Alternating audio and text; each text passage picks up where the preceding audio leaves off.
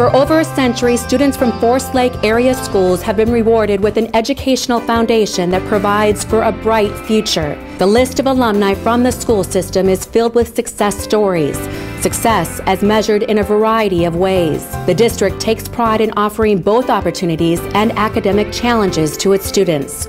More than 90% of Forest Lake's graduating seniors move on to some type of post-secondary education, whether at a four-year college, technical school, or the military. Many have attended and continue to attend prestigious Ivy League universities such as Harvard, Princeton, Stanford, Columbia, and MIT, or major U.S. military academies such as West Point. Others stay closer to home and enroll in the excellent colleges, technical schools, art schools, and business colleges located right here in Minnesota. Forest Lake alumni are a diverse group. Graduates have gone on to become doctors, lawyers, teachers, scientists, small business owners, military officers, and many have worked in other fascinating vocations. The list of alumni of Forest Lake Area High School includes a Tony Award-nominated Broadway actor, a Harvard Medical School professor, and an award-winning Wall Street economist. Hi, I'm Karla Hult, and I'm honored to be one of the graduates of Forest Lake Area Schools to be featured in this series. The following are just a few of the many interesting stories of people who have attended our school district. These men and women have found success in a variety of ways. Personal success, professional success, and success as measured by facing the many challenges we encounter every day of our lives and overcoming those obstacles on our way to becoming better people. Success, it all starts here.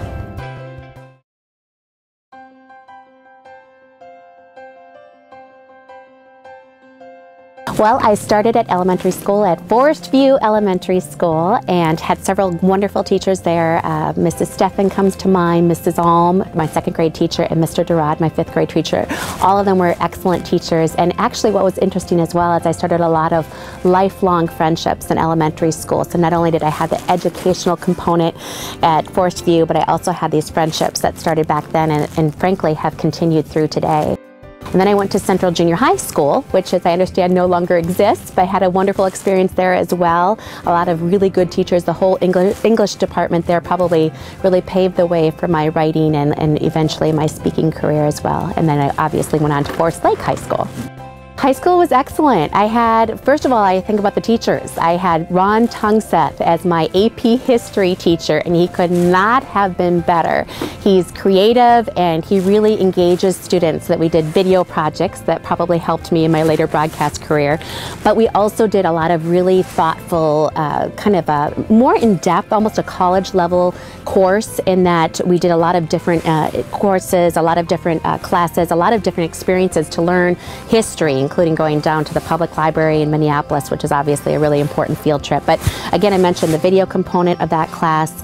And then we just had a lot of really thoughtful discussions that I think is really important for high school students to have. And because it was advanced placement, you had the cream of the crop, so to speak, in the class. And so the discussions were always really engaging. And I think probably college level as well.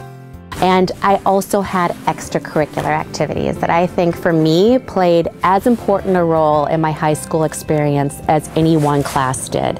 And I think in part it's because it really created and built in me these leadership qualities that would help me throughout my life. It also was engaging and fun to develop the friendships that you can experience and create with these extracurricular activities. And then you get skills. And I was in tennis and track and happened to be the captain of both of those. So there was the leadership experiences with those. But then also I had student council, which was the team building experience that you can get. And then really importantly, and probably especially with the career that I decided on, I was in speech. And Deb Bendix was the head speech coach, and she could not have been better. She was a perfectionist, and she expected that from all of her students. And every now and then, even I think in my job, I'll pronounce a word and I'll think to myself, now Deb would want me to pronounce that word differently. She would want both syllables, not the one syllable that I'm currently pronouncing at. I mean, she was really good at pushing all of her students to really reach a level that they probably otherwise wouldn't have done.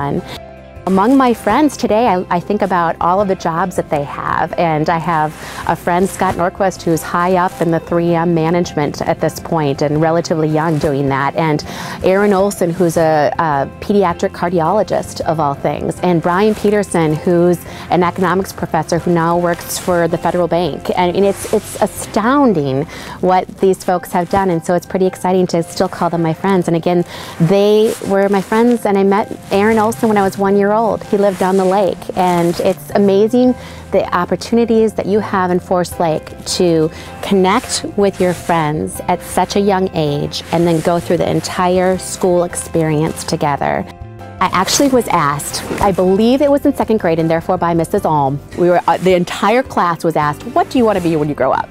And I was one of those very precocious kids, probably influenced by my 2 older sisters, and I responded, editor of the New York Times. And I think I even said executive editor of the New York Times, which just goes to show that if I, as a 2nd grader, knew what the executive editor was, I probably had some older siblings in the house. Starting at 2nd grade and then throughout my entire high school, junior high school experience, I knew I needed to be in communications. In college, I majored in English and political science. I did a lot of studying abroad. That was a very important component of my college experience, in part because I went to St. Olaf College.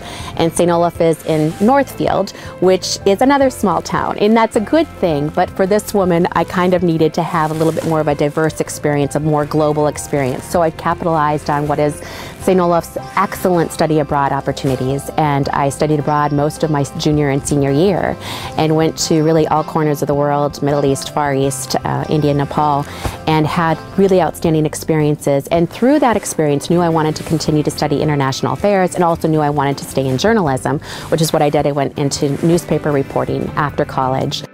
So after St. Olaf, I ended up going out to Washington, D.C., and I worked for a wire service that covered Congress for a couple of years, which obviously appealed to me given my international affairs background. And then I just continued with newspaper work for a couple of years until I went back to graduate school, and I ended up going to Columbia University in New York and received my Master of International Affairs degree there. And that was an excellent opportunity just to continue my studies, obviously in a field that just captivates me and interests me so much, but it also gave me the opportunity. I had decided against getting a journalism degree at that university because I wanted to get more of a specialty, but I was able to take classes at the journalism school there as well, which is an excellent journalism school, and I just was able to get some of the broadcast skills because yes, my communications interest had continued, but I had decided to do something other than newspaper reporting and had decided to go back to that other skill that I loved and that I had kind of honed during my junior high and high school years, and that was my speaking. And so I decided to go into broadcast. Well, here I had this lofty Ivy League degree. It doesn't matter when it comes to TV, you still have to pay your dues. And so I came into this business knowing full well that I would be starting at the bottom per se. And so I started in Mankato, Minnesota. And now mind you, that's not the bottom in terms of location, but it's a very small TV station. So in the business, it's like market 189.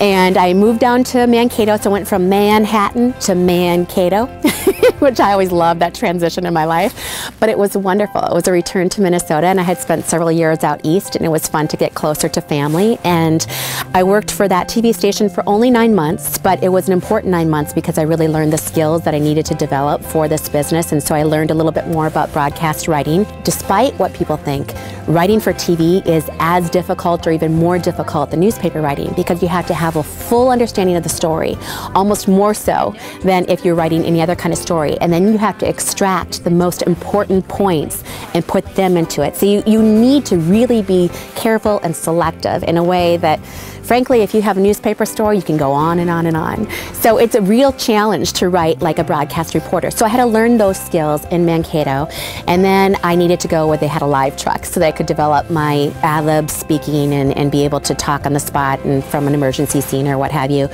You rarely can go from a very small market to a very large market like the Twin Cities. You need to pay your dues. I went to Toledo, Ohio, learned everything I needed to there as an anchor and a reporter. That's a very strong news town. They have a lot of politics. It really decided the 2004 presidential election. Ohio did, and specifically Northwest Ohio was a key part of the state. And so I learned a lot about, I was the weekend anchor there, so I was able to hone those skills, but also, again, in addition to politics, they have a lot of crime there, sadly, and a lot of economic issues because they tend to be a blue-collar town that has really taken this tough economic turn very hard. So was able to report on a wide variety of things. And in 2005, I got the call to come back to Minnesota, and I gladly accepted the call. And I would return to Minnesota in 2005 as a reporter for WCCO TV. And had a wonderful opportunity there reporting for the morning show for a couple of years. And then I decided in 2007 to head over to KARE 11, which I thought would be the wonderful choice, and it really did turn out to be a good choice for me. It was, frankly, those two stations are really the right stations in the town for me to work at. I've really enjoyed working both at WCCO TV and KARE 11, and they both are strong in storytelling, and for me, very importantly, they are in Minnesota. That's Minneapolis and St. Paul, and it was my professional goal to come back to home, to come back to the Twin Cities and report on the people and the community and the issues that mean the most to me. My name is Karla Hult, and I am Forest Lake Area Schools. We hope you've enjoyed this series of success story videos. Other features will be added over the next few months and years. So feel free to check back to our website periodically to see more great stories about Forest Lake Area Schools. I'm Karla Hult. Thanks for watching.